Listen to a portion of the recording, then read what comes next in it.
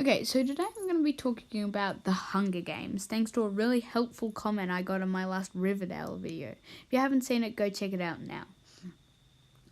Okay, so that's why I decided to make this video. So I watched all of the Hunger Games movies, but regrettably I've never actually read the books. So, the Hunger Games starts out with Katniss and her family. We learn all about the horrible system that they have been put through their entire life and how the Capitol has ultimately been ruling everything in their life. This part of the movie shows how horrible the Capitol is to all of the districts. There are 12 districts in total, and in the Hunger Games, one male and one female, usually in their teens, gets picked to fight for the death. Now, this is clearly shown all through the story that this is just for the Capitol's entertainment, putting all the, as in their eyes would see, the invulnerable and annoying people up against each other to see the ultimate ruler. Now, we see in the choosing ceremony, Katniss's sister gets chosen, right? So that's pretty dramatic. Everyone's like, oh my god. And so Katniss decides to volunteer for the Hunger Games. Now, Katniss and this boy called Peter gets picked to do the Hunger Games, and they're sent on a train towards the Capitol. Okay, so on the train they get treated really well with nice food, and they meet their trainers and everything. They get nice food, they get luxury, something that they haven't had their entire life. And when they eventually get to the Capitol, they're treated with more luxury.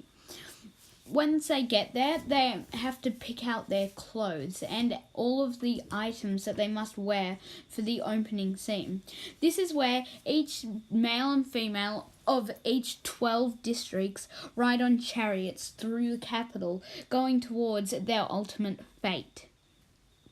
Now, at this point, Katniss and Peter are doomed. Basically, every single person in that place is doomed.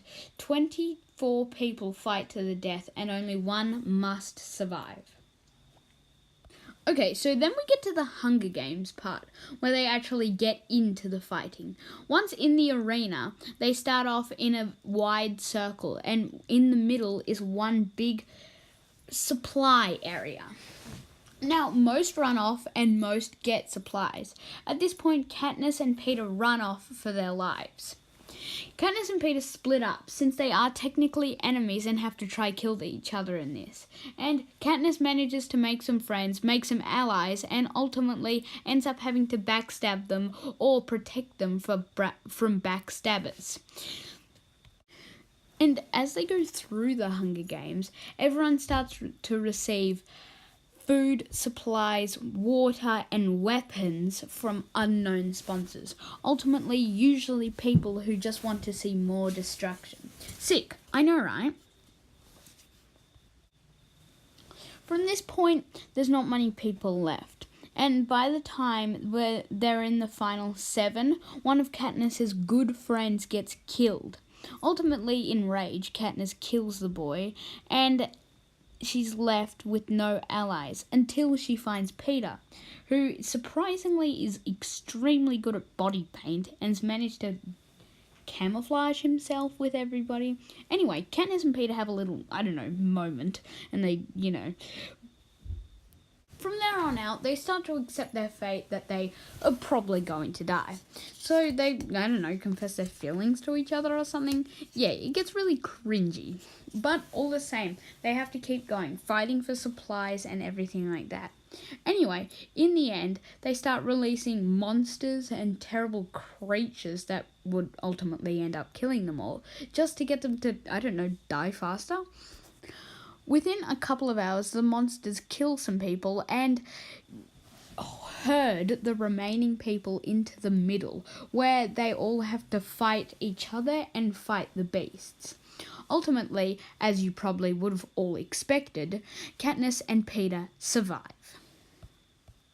Of course, they don't kill each other since they have this love thing going on by now, and they decide that if one of them has to die, both of them has to die, ultimately forcing the Capitol to make both of them win. I mean, what a flunk it would be to have no winner of another year of Hunger Games. Anyway, so they end up winning the Hunger Games and get treated really amazingly again, but end up going back to their district. Anyway, so that's my review of the first movie of the Hunger Games. Ultimately, this movie was great, and I'm sure the book would be even more compelling. That's on my list of the next books I need to read. The Hunger Games is compassionate. It has love, drama, and violence, and supernatural. It's set in a future where basically nothing really goes right for most people. Ultimately, I'd make The Hunger Games one of my favourite ever movies. The drama and the emotions that it pulls you into is surprising. I'd give this about an 8.5. It's not the best, but it's a great movie, and I'm sure the book's even better. Anyway, that's my review for The Hunger Games. Ultimately, it's got to be one of my favourite ever movies. Peace.